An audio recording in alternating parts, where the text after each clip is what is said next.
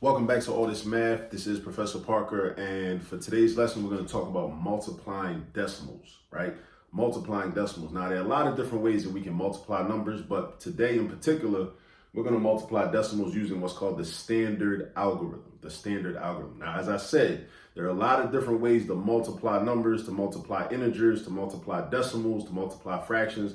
But the method we're going to use today is the standard algorithm. The standard algorithm is what some people might consider the old math, right? That's the way, myself and, a lot of my contemporaries, the way we learned how to multiply like 35 years ago, right?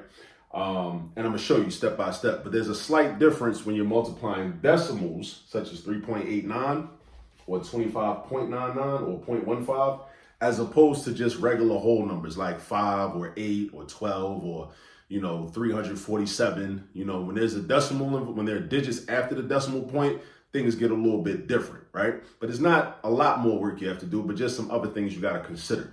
Just as we should consider some of these people that are on my sweatshirt today. Who we got here? We got Mandela. So Mandela referring to Nelson and Winnie Mandela, freedom fighters in South Africa fighting against apartheid. They fought for many years against apartheid, South Africa. You got Nkrumah, which is Osagyefo Kwame Nkrumah, who actually attended Lincoln University and HBCU in Pennsylvania, right? A school that I also attended in graduate school, who was the first leader of an independent Ghana, who was also a Pan-Africanist, who also ended up being a co-president in Guinea, along with Sekou Touré. These are all names that I'm dropping. If you never heard of these names, that's cool. Definitely make sure you do your research, look them people up.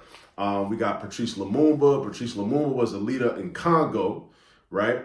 For a short period of time. Then we got Sankara. We got Thomas Sankara, who was a leader of the Burkinabe Revolution in Burkina Faso, which is also a country in West Africa, which is just north of Ghana, which was previously the Gold Coast, which was a British colony, which was where Kwame Nkrumah became president years before him, before Thomas Sankara came on the scene. We got Steve Biko. Steve Biko, similar to the Mandelas, was also in South Africa, or Azania, right? Who was a medical student, who was also a revolutionary, who was a freedom fighter, who was a human rights activist, right?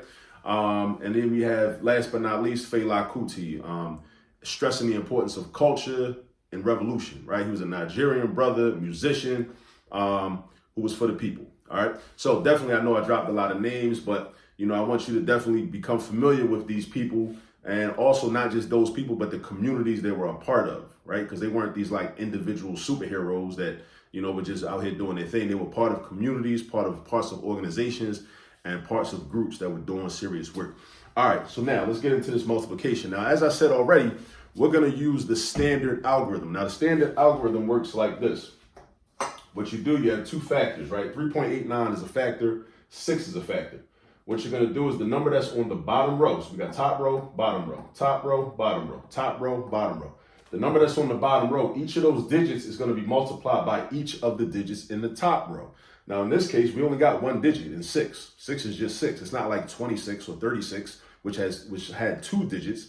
6 only has 1 digit. So what we're going to do is we're going to do 6 times 9, then we're going to do 6 times 8, then we're going to do 6 times 3. All right? Now, watch what I do, okay? So first, I'm going to do 6 times 9. Now, in order to do this, you should know your multiplication facts. All right, you should be well aware and well versed with the multiplication facts, at least from 1 times 1 all the way up to 12 times 12. So if you have not memorized your multiplication facts up to 12 times 12, you want to do yourself a favor and memorize your multiplication facts. I cannot stress that enough. That is really the foundation of algebra. It's the foundation of geometry, the foundation of trigonometry, pre-calculus, calculus. Knowing your multiplication facts, you will be surprised how many people struggle in any math class because they simply don't have the multiplication facts memorized, even if it sounds strange. I'm telling you from experience. So 6 times 9 is 54. All right. Now, we're not just going to write 54 down here, right? We write the number from the ones place. The ones place in 54 has a 4 in it. So we're going to write the 4 right here. Now, what are we going to do with that 5 from 54? We're going to take that 5 and write it above the 8 because we go to the next column. So we're going to write the 5 above the 8. All right. Now, what are we going to do with the 5? Why did I just write it up there? I didn't write it up there just because I wanted it to be up there. We're going to actually add the 5 to the next product we come up with. Now, what's a product? The product is the result when you multiply numbers together. Again, the product, because vocabulary is very important in math. The product is the result when we multiply numbers together. So we got 6 times 8. You got to know your facts. 6 times 8 is 48. Then you do 48 plus that 5 that I carried. 48 plus the 5, we got to know 48 plus 5. We go past 50, so that's going to take us to 53, right? Now, what are we going to do with the 53? Again, we're following patterns. Math is all about patterns. We're going to write the 3 from 53 next to the 4. So I did that now. What about the 5? I'm going to take that 5 and I'm going to put it above the 3 because that's in the next column. Notice how I always carry. This is called carrying. When we write a digit on top, we carry to the next column. We carry to the next column. We carry to the next column, right? So now I'm going to do 6 times 3, which gives me 18, right? Then I'm going to do 18 plus that 5 that I carried. So 18 plus 5 is going to give me 23. So what do I do with the 23? Well, now, since I don't have no place to carry the 2 to, because we're out of digits, there are no more digits. This is a number 1, saying which problem it is. That's number 1, that's number 2. So there's no way to carry the 2 to. So when we get to that point, what we do is we just write the entire number. So we just write 23. All right, so we're going to write 23. So it looks like we have 2,334. 2,334. But it's not 2,334 because this was not 389. This was 3.89. So imagine, maybe there's like a black-owned restaurant or a black-owned carry-out store that's selling sandwiches for $3.89 or something like that, right? Sandwiches are $3.89. You got to buy 6 of them, right? So you want to know what your total is going to be. Your total is not going to be $2,334. Your total is going to be much less than that. Now, how do you figure that out? You go back to your original numbers or your original factors from the problem, and you ask yourself this question. You say, well, out of these 2 numbers, right? How many digits are to the right of a decimal point in each of these 2 numbers? So in the first number, in the top row, there are 2 digits to the right of the decimal point. So I got 1, 2. All right, keep that in mind. Then I go to the number in the bottom row, the other factor. Let's say how many digits are to the right of a decimal point? Well, none, because I don't even see a decimal point written, even though it's invisible and understood to be after the 6. There are no digits written after the decimal point in the bottom number. So that means altogether, we got 2 digits written to the right of the decimal point. Again, altogether, we got 2 digits written to the right of the decimal point.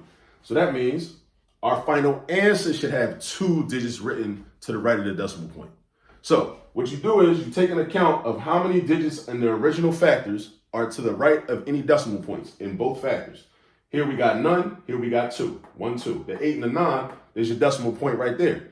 8 and the 9 are to the right. That's 2 digits. That's 2 digits. Whenever you multiply decimals, you go through this process. I mean, if you're using the standard algorithm of multiplication method, right? But you go through this process. So I got 2 digits altogether that are to the right of the decimal point. So that means in my answer, 2334, I should have 2 digits to the right of the decimal point. So there's 3 and there's 4. And I go from the right, not from the left. I go from the right, not from the left. I go from the right. So that means this 3 and 4 should be to the right. So I'll put my decimal point right there. So my answer is 23.34. But again, back to my little example that I just made up about the black-owned, carry-out restaurant that's selling sandwiches. Sandwiches are $3.89. You go in there, you buy 6 of them. You should be paying $23.34. 23.34 or $23.34 if we're talking about money. All right? That's how you multiply decimals. All right? Let's do another example. Now, example number 2. We got 25.99 times 0.15. Now imagine this is like a percentage problem, right? Where you had to find 15% of $25.99. Let's say you go into like a little restaurant. Let's say you go into that same restaurant. You decide to dine in, you sit down, have a little lunch or whatever, get you a nice little beverage, maybe some lemonade or something, right? And your total comes to $25.99. Now the waitress was very helpful. Waitress or waiter, they were helpful, provided good service, good customer service, made you feel comfortable and all that. You want to give them a 15% tip. In order to calculate the tip, you want to multiply by the decimal 0.15. 15% is equal to 0.15. Again, 15% is equal to 0.15. So we're going to multiply to figure out how much the tip should be. All right. So if it's $25.99 times 15%, which is 0.15, we're going to do our multiplication again using the standard algorithm, just like we did in the last problem. So we look at the number at the bottom. We got 0.15, right? We look at the first digit or the smallest digit, which is 5, right? Not the smallest in value, but in terms of place value, right? This is the 10th place. This is a 100th place. So 5 is in the smaller place value place. So we're going to multiply 5 by each of these numbers in the top row. Then we're going to multiply 1 by each of these numbers in the top row. And then we're going to do the same thing we did in the first example in order to figure out where we should place our decimal point. Where we should place our decimal point. So check this out. I'm going to do 5 times 9. And again, you got to know your multiplication facts. If you don't know your multiplication facts, it's going to be a problem. It's going to really be a problem. So 5 times 9 is 45, right? What do I do with the 5? What do I do with the 4? I'm going to write the 5 right here, and I'm going to carry the 4 to the next column. Put the 4 right there. Then I do 5 times 9 again, because that's also a 9. Again, it's still 45. What do I do with this 4? I add the 4 to 45. 45 plus 4 is 49. So what do I do with the 9? I write it right here. What do I do with the 4? I carry it to the next column. Then I do 5 times 5. 5 times 5 is 25. 5 times 5 is 25. 25 plus that 4 is 29.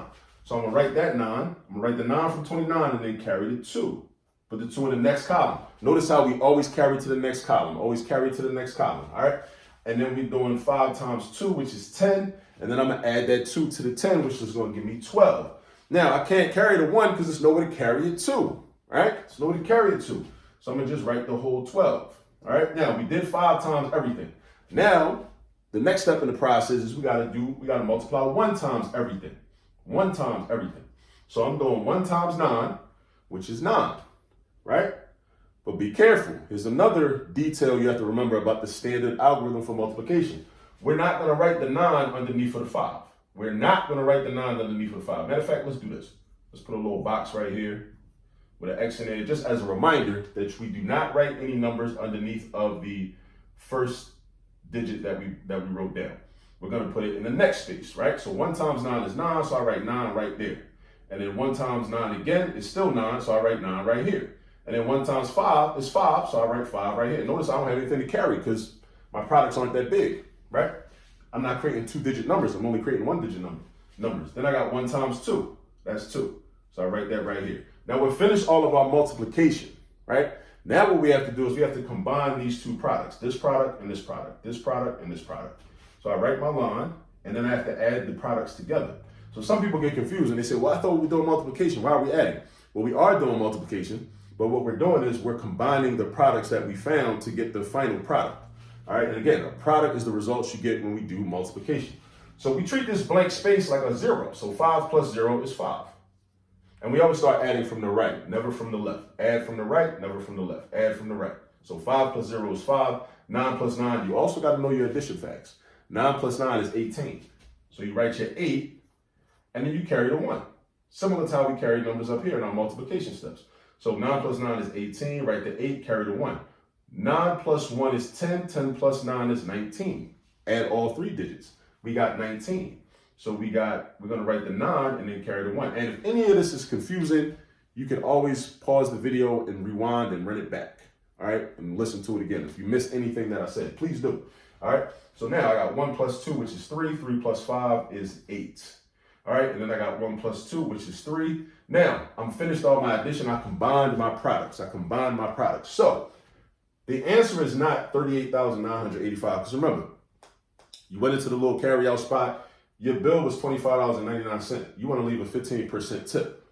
That's a fraction of $25.99. So it's never going to be more than $25.99 if it's 15%. So you know the answer is not going to be $38,985. That's just crazy, right? It would never be that, right?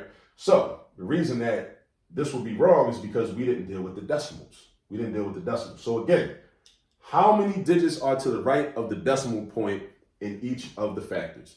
How many digits are to the right of the decimal point in each of the factors? In the factor in the top row, we got 2 digits, 1, 2, these 9s, right? And then we got 1, 2, the 1 and the 5. Altogether, we got 4 digits. 4 digits are to the right of the decimal point. You got to count the digits in both factors, not just one of them, not just the top, not just the bottom, but in both numbers. So I got 2 digits in the top number, 2 digits in the bottom number. Altogether, that's 4 digits. So that means in my answer, I should also have 4 digits to the right of the decimal point. In my answer, I should also have that. So I start from the right and I go 1, 2, 3, 4, boom. Put the decimal point right there, right? Now, if we're dealing with money, we round to the hundredths place, right? If we were dealing with money, if this was a word problem, like the one that I kind of like made up, right? When I first started before I started multiplying these two numbers, right? We want to deal with money. So if we're dealing with money, we round to the hundreds place. So we should only have 2 digits written after the decimal point. So that means we need to round. So let me give you a little quick and dirty lesson on rounding, right? With rounding, you look at the place that you want to round to, which is here, right? We want no more digits after this digit right here. You look to the digit to the right. If that number is 5 or above, then you give this number a shove up, so to speak. If it was 4 or below, you let this number go, or you let this number chill, right? You leave it the same, right?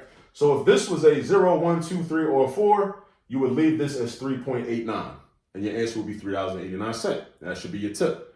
But because this is an 8, which is above 5 or above, we're going to shove this 9 up. Now, when we shove the 9 up, what happens is we end up with this 89 turns into a 90.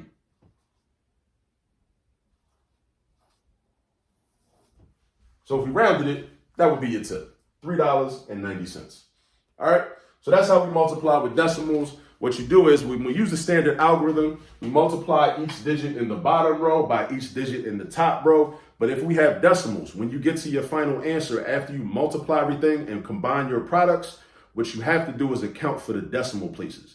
So you got to go back to the original problem, look at the original factors, ask yourself, how many digits are to the right of the decimal point in the number in the top row? How many digits is to the right of the decimal point in the number in the bottom row? And then you count them up. Like in this problem, it was 2. And it was 2 digits in the top row, 2 digits in the bottom row, right? 9, 9, and 1, 5. That's 4 digits altogether. So that means in your answer of your combined products, you should have 4 digits to the right of the decimal point again. All right. Now, hope that was helpful. Definitely remember the people on the sweatshirt, and definitely go practice multiplication with decimal points and go get some practice. I'll catch you with you on the next video. Peace.